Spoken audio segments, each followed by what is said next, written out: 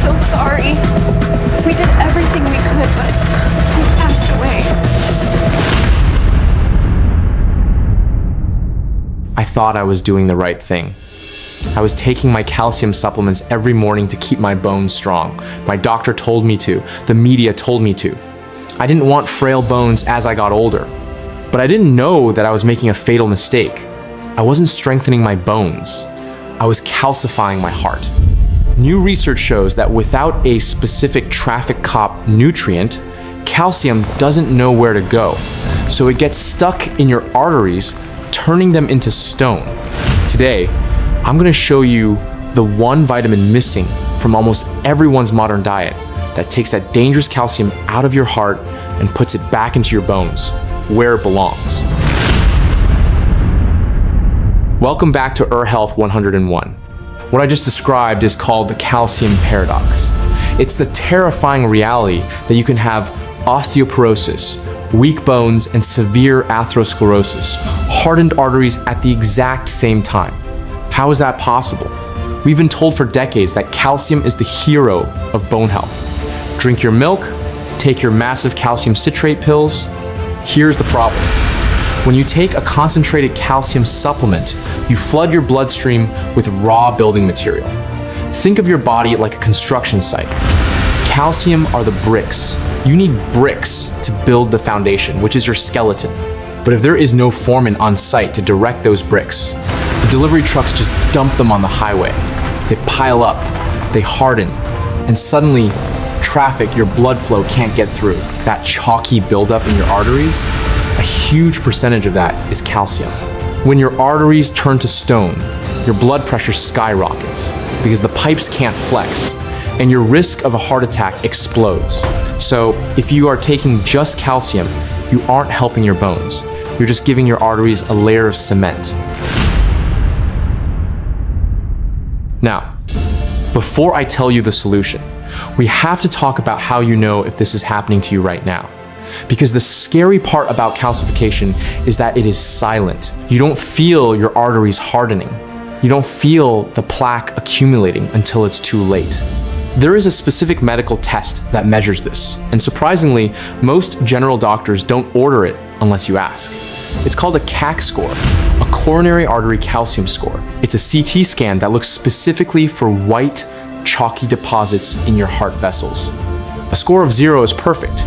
It means your arteries are soft and flexible, but many people in their 40 seconds and 50 seconds are walking around with scores in the hundreds or even thousands. That means their risk of a cardiac event is through the roof, regardless of what their cholesterol levels look like. And the tragedy is, many of these people are the health conscious ones. They are the ones taking 1,000 milligrams of calcium a day, thinking they are protecting their frame, but they are unknowingly driving that score up. So who is the foreman? Who is the traffic cop that stops this and tells calcium where to go? It's vitamin K2. Please do not confuse this with vitamin K1. K1 is found in green leafy vegetables like spinach and kale. K1 is great. It helps your blood clot so you don't bleed to death when you get a cut. But K1 stays in the liver. It does almost nothing for your bones or your arteries.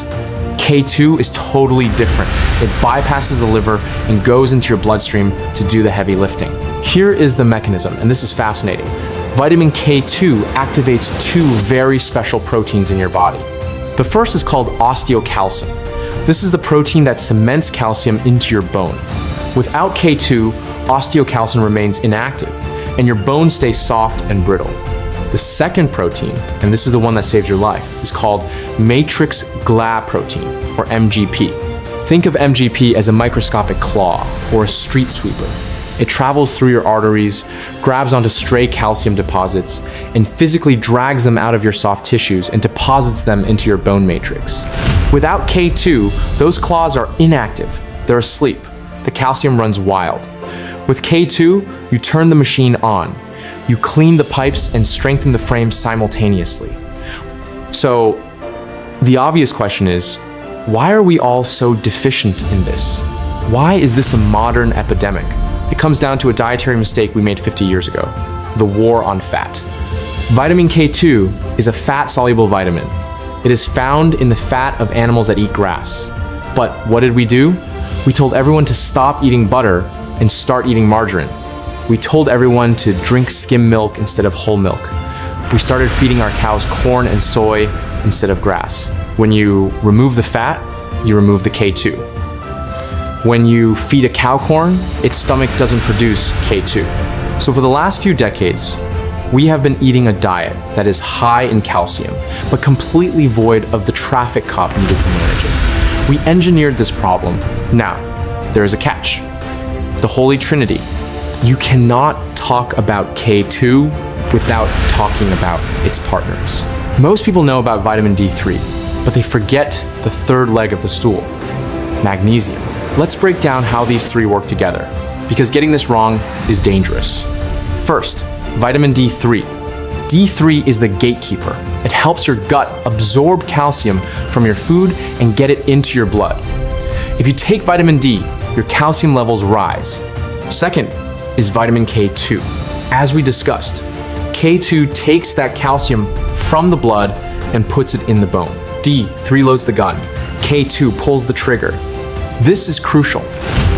If you are taking high doses of vitamin D without taking K2, you are actually accelerating the calcification process.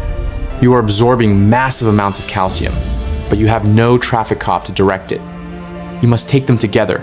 They are synergistic. But then there is the forgotten mineral, magnesium. Magnesium is required to convert vitamin D into its active form. If you are magnesium deficient, and 70% of the population is, you can take all the vitamin D you want, but it won't work properly. Plus, magnesium helps relax the artery walls, keeping your blood pressure down, while K2 cleans up the plaque. So the protocol isn't just one pill, it's the balance of D3, K2, and magnesium. Now, let's talk about food sources. If you want to get this naturally, you have to change the way you shop. You have to look for specific keywords. The most important word is grass-fed. Here is why. Animals like cows convert the K1 in green grass into K2 in their gut. If the cow eats corn or grain, that conversion doesn't happen. So, eating a conventional, grain-fed steak won't give you much K2. But eating a fatty, grass-fed ribeye, that is a heart health superfood. We're talking egg yolks from pasture-raised chickens, the ones with the deep orange yolks. Those are packed with K2. We're talking hard cheeses, specifically Gouda, Brie, and Edam. The fermentation process in these cheeses creates K2. In fact, in regions of Europe where they eat the most of these cheeses, they have significantly lower rates of heart disease, despite the high fat intake. We're talking organ meats. Goose liver and beef liver are incredibly dense sources. But the king, the undisputed champion of K2, is a Japanese fermented soybean food called natto. Natto contains a staggering amount of K2. Just 1 tablespoon can give you more K2 than you'd get in an entire side of beef. It is the reason why certain populations in Japan have such incredibly low rates of osteoporosis and bone fractures. However, the problem is, natto is an acquired taste. It's sticky, it's slimy, and it has a very strong smell. Most Westerners simply cannot eat it because it's so hard to get enough from modern food unless you are eating Gouda and liver every day. This is one area where I do recommend supplementation for most adults. But you have to buy the right type. When you look at the bottle, you will see 2 forms, MK4 and MK7. MK4 is the synthetic form, or the form found in butter. It has a very short half-life. It stays in your body for only a few hours. That means you'd have to take it 3 or 4 times a day to be effective. You want MK7. This is the form derived from the fermentation process. It stays in your blood for up to 72 hours. It builds up a steady level of protection in your system with just 1 dose a day. So, Look for a supplement that combines D3 and K2 together, specifically the MK7 form. A common daily maintenance dose is around 100 to 200 micrograms of K2 MK7 paired with your daily vitamin D3. And don't forget your magnesium at night. So, let's go back to that bottle I was taking at the beginning. Stop taking isolated calcium supplements. Unless you have a specific medical condition and your doctor is monitoring you closely, you likely get enough calcium from your food. Your heart doesn't need more bricks. It needs a traffic cop. You need to dissolve the stone before it closes the pipe. But remember, calcification is the result of the problem. It is the patch job your body puts over a damaged artery. What caused the damage in the first place? What caused the crack in the pipe that the calcium tried to fill? It's inflammation. And there is a silent destroyer hidden in your kitchen right now. A clear bottle of yellow liquid that causes the inflammation, that starts this whole deadly process.